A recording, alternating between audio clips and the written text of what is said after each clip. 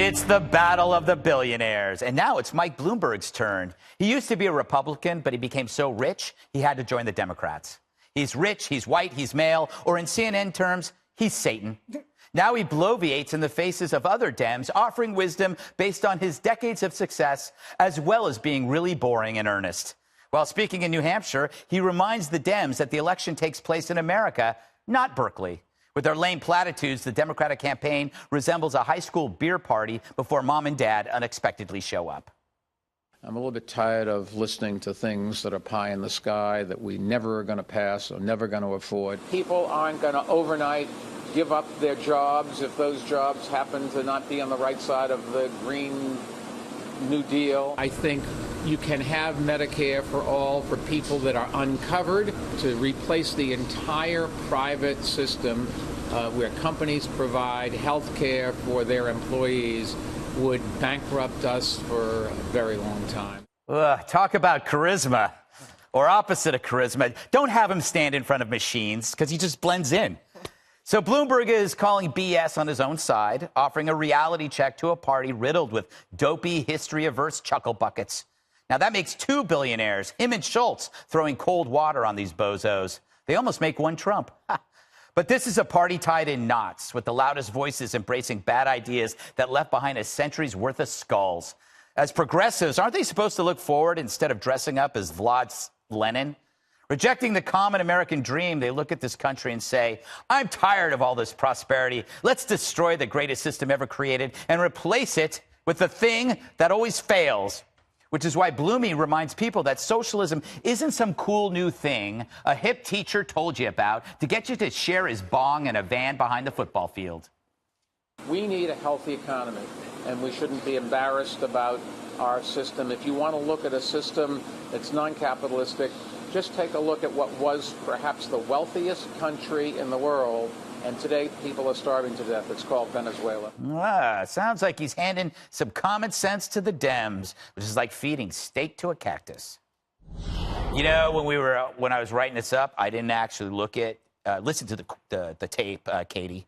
I just read his quotes, and I thought, wow, these are really good quotes. He's a smart dude. And then I listened to him, and I go, nope. A little dry. He's not going to make this. He's not making it. Dry. In the age of, it would be nice if you could put yourself on 1.5 speed. Yes. Yeah, I just need to turn it up a few notches. Yeah, he's not going with the bombastic nicknames like President Trump. He's not going with the Cory Booker style hands and Spartacus moves. I'm not sure he's going to make it. But I do like what he's saying about Democrats. He had some good words to say about Venezuela and the socialism that we're seeing there. Today, Alexandria Ocasio-Cortez actually attacked Howard Schultz for being a billionaire and saying that he needed to get in line. So it's funny how the left likes billionaires when it's convenient, like donations to their campaign, George Soros, funding all of these advocacy groups. But when it comes to their success in the American dream and building themselves up from the bottom, as Howard Schultz did as someone who grew up in a Brooklyn housing complex and then made his way with Starbucks, they're telling them to get in line and saying their American dream doesn't count, despite them doing it. But get in line is what Democrats said about Alexandria Ocasio-Cortez when she was trying to beat and she did handily beat the through hard work, congressman who didn't even show up to his own debate.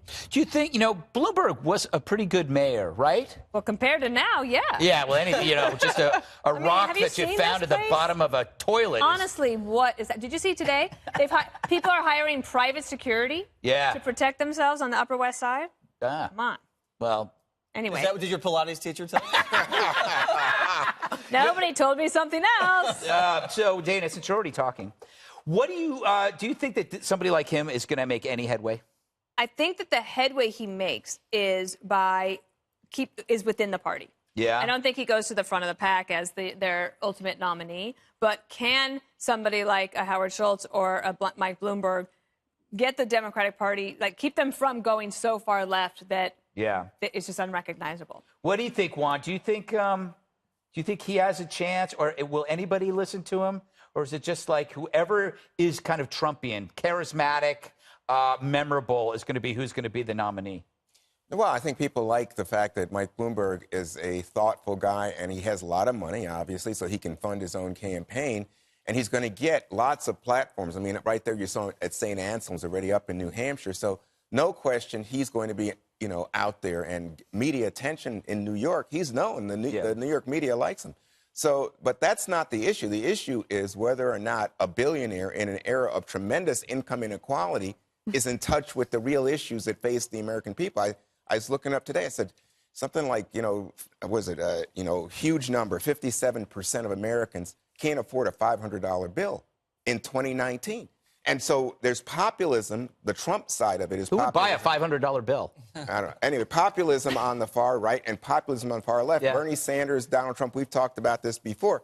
And I think he's out of touch with that. I mean, like, for example, the criticism of Medicare for all, which is coming from Kamala Harris. Mm-hmm. Well, guess what? Most Americans support this. Until they figure out how it works. And then they say, well, what about, can I keep this, whatever. But the principle, the bold idea that starting a discussion is supported by most Americans, including most Republicans. But that is a half opinion, and the other half opinion, which is never brought up, is how do you pay for it? And then once you get to that, the other opinion goes, Jesse, would you like to talk about Bloomberg, or would you like to talk about Howie Schultz? I'll do both, Greg. Would you like me? Can I show you something? Sure. Anyway, it's this tape from Morning Joe. Okay. Watch what they did to Howie Schultz, because they're trying to protect Kamala. Okay. Or Kamala. How much does an 18-ounce box of Cheerios cost? An 18-ounce box of Cheerios? Mm-hmm. I don't need. Now here's the deal. I don't need Cheerios. Here's the deal. Yeah. You ask us. Yeah. Like budgets for the VA. We're going to ask you questions about Ask me anything you want. I don't need Cheerios. I'm sorry. Okay. It's $4. Is it $4? Yeah. It's a lot. Yeah. Yeah, because she just looked it up on Google.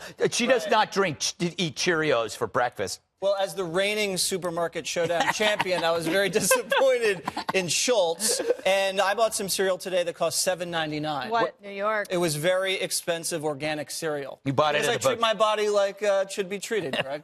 You know it. Only the best for Waters. Here's what I think. What's happening right now in the Democratic Party is an intervention. And trust me, I know about interventions. It's happened a few times. I can know it when I see it. And the centrists are making the same arguments the conservatives have been making about socialism for decades. And this is why it stings so much. And the Democrat response is, shut up, billionaire. That's all they have. Right. And Schultz and Bloomberg are coming at the Democrats with genuine political fellowship. These are Trump haters. They want what's best for the country. And you'd think someone that ran the biggest city in the country, ran one of the biggest companies in America, knows a little something about supply and demand and basic economics. But instead, the Democrats don't argue the substance of their policies. They don't say this is how it's going to work and this is why it's going to work and this is how much it's going to cost. They just say you're mean for opposing me. So it's bad politics and bad policy because you're ceding the entire middle of the country to Republicans, and Republicans don't even have to do anything. Yeah. And if you look at the policy of it, to say I want to destroy $1 trillion industry, put everybody out of work, 50% of the country gets their health insurance through their company. They like it. You take their plans away, it's going to be Armageddon. But you know what's interesting? Schultz is already having an effect. His Kamala is already adjusting. She's on the defense. She's on defense, but she's changing her mind. She's going, you know what, I'm not going to ditch the insurance industry. But she never said that. All she said was, when you go to the hospital, that you shouldn't have to ask people, is my plan covered? But I think the big issue here, and I'm surprised that you would say this, Jesse, is the deficit's ballooned under Donald Trump. Where did Republicans come in saying, oh, this is how we're going to pay for this huge tax cut and increase in spending? It's because of spending, not the tax cut. This is never about the spending.